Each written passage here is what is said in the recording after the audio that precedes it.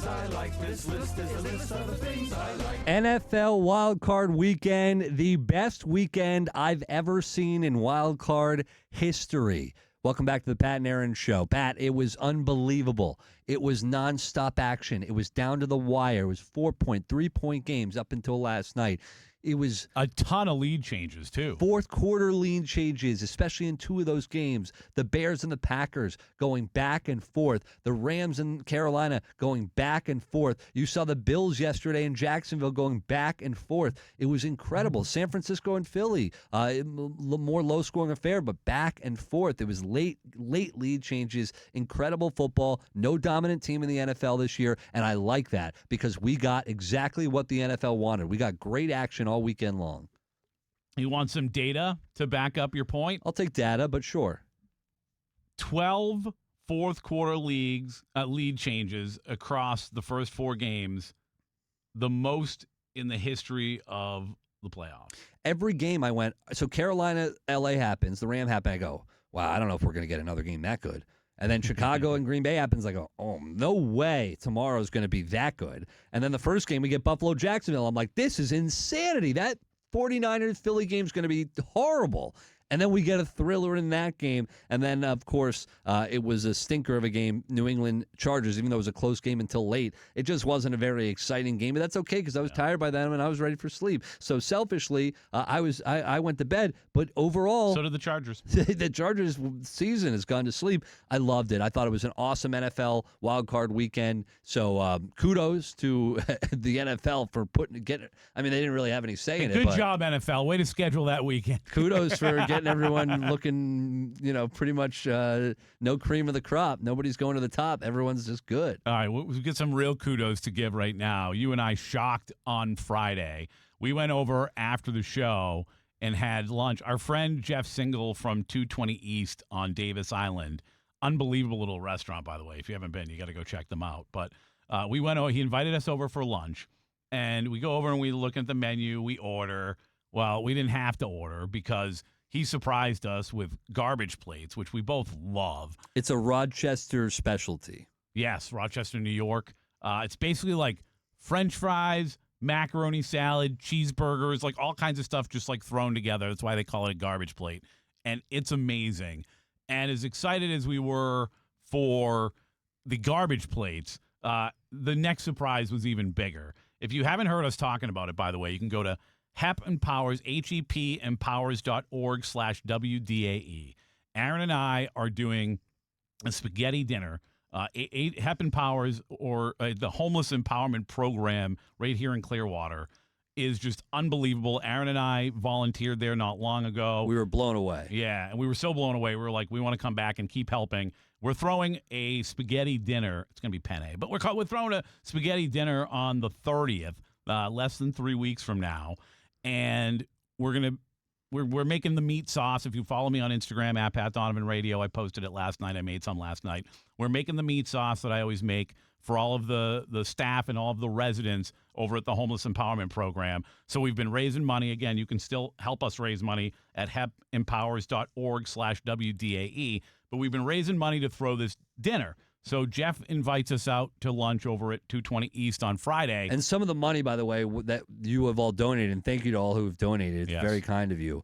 That was going to go towards the ingredients and everything we needed, the supplies to make sure this meal happened. And then whatever was left over, of course, we would just donate. Yeah, and there's going to be a lot left over because of our friend Jeff Single. He surprised us again, not just with garbage plates. He's going to donate all of the food. He's going to order the food right there to the restaurant and donate all of the food that we're going to serve on the 30th. It's just so – he's been so generous as a friend. You know, he helped me when I was doing the Men Wear Pink thing, and now he's helping us again with our spaghetti dinner. He's one of my favorite friends because – I'll tell you why. I know why. I can see it on your face. I've grown a relationship. We've grown a relationship over the years just because he's been a part of the community for years, and, you know, we met him many years ago. I love that he can be the biggest jerk in the world to me and give me so much crap. And I'm say biggest jerk. He always does it with love. He will poke me and give me crap. But then, like, within the same conversation, we're talking about how he's donating all this stuff. Like, he's just one of those dudes. He's one of the guys. He's one of the guys. Like, anybody in Tampa would get along with this guy. He told us a story on Friday that we couldn't even try to figure out a way to tell it on the air. Like, he told us the story that we could just never even try to get into on the air. But then at the same time, it's like, oh, by the way. And he let us order lunch. He didn't even tell us about the garbage plates. He let us order lunch. And then as soon as, like, we order lunch, the garbage plates come out. And I'm like, wait, I don't need the grouper sandwich I just ordered if you're giving me a garbage. I mean, the guy is I was on a mission, just but too generous. yeah, thank you to Jeff, and thank you to everyone who has helped out. It's going to be really, really special when we get that going. A lot of people are asking if they can come. Thank you for trying to get involved. It's really just for the staff and the people that are part of the program there. So please, thank you for asking. But yeah, this is not for the listeners. We'll do something else. Pat and I were talking about it on my couch last week of like maybe we'll do something where we like go to a park and we just cook for the goons. Yeah. I like that. I brought it up earlier. You make that sound easier than it is. That's that's the problem. You're like, we'll go to a park and cook. But if I actually said, like, here's the things we need to do to make that happen, there's no way you're doing it. You should just be able to go to a park and hang with the people. Like, why do we have to go through hoops to get to the park? How are you cooking the food? Well, you cook and you bring vats, and you put some lids on them. Yeah. You throw some lids on those things. We'll figure out a way to do something with the goons to raise money for charity. I would figure it out, okay? Yeah. I would get that food there. It would be hot. It might not be hot, but I would figure it out. All right, so things I like. I did mention earlier, I don't like that he passed away, but the Grateful Dead, Bob Weir, one of my favorite artists of all time. Unfortunately, the end of an era. If you like the Grateful Dead and you've been following them, it's going to be a new look band, but end of an era, man. Very sad, but it was a long, strange trip it's been. Yeah, as we like to say. I mentioned Heidi and I went to the Res the other night. Speaking of things I like, the Res is unbelievable. Like, Council Oak is great, but sometimes it's hard to get into Council Oak, or maybe you want to spend a little less money. The Res, I know you would love this. They have. I got grouper there, and the grouper comes on like a plate of shrimp and crawfish etouffee. Oh, yeah. I'll be in New Orleans this weekend. Dude, unbelievable. I'll be getting some etouffee this weekend in New Orleans. All right, just to wrap it up, I do want to play this because it was freaking hilarious. And I'm going to tell you why I like it. Sam Cohen, I'm going to need you for this, Sam Cohen. Let's play Liam Cohen and what they're calling a reporter after the game, after the Jaguars lost. Here's a so-called reporter's encounter with Liam Cohen. I want to tell you, congratulations on your success, young man. Thank you. You hold your head up, all right? You guys have had a most magnificent season. Thank you. You did a great job out there today. Appreciate so you it. just hold your head up, okay? Thank and you, ladies ma'am. and gentlemen, Duval, you the one, all Thank right? you, ma'am. keep it going. We got another season, okay? I appreciate Take it. care and much continued success to you and the entire team. Thank you, ma'am. I like her. Things I like her. Yeah. Yeah, because it's Isn't there a time and place? And is that there. ain't it? You're the person I don't like. What time and place? Who created this time and place? The laws of journalism. Whose laws are those? Like, dude, Quote, you know, whose I law? say all the time I'm not a journalist, right? Like, that's not what I'm here for, is journalistic integrity. We come on here and have fun. We're entertainers. We're not reporters. But guess what?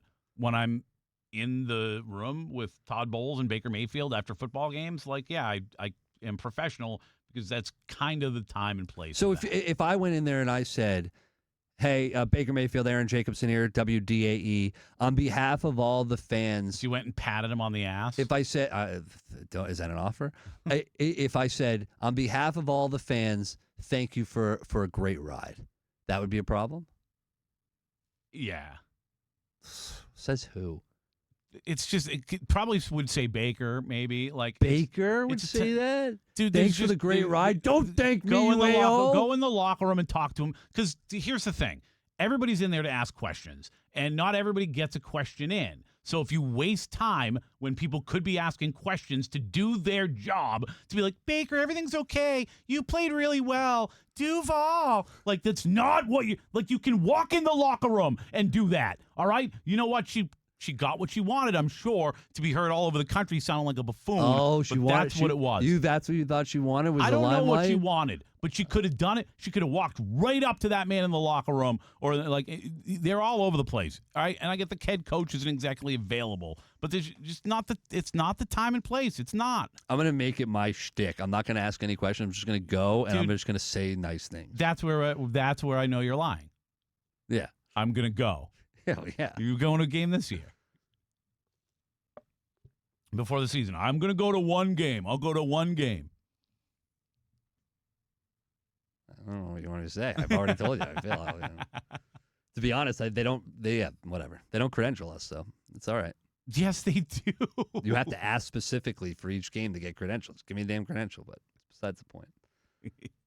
You get paid to go, so that's why you go. I've gone to a lot of Bucks games without getting paid. Did you go to the Rays games? No. Because you don't get paid. Well, yeah, and it's far away. And I get up early in the morning.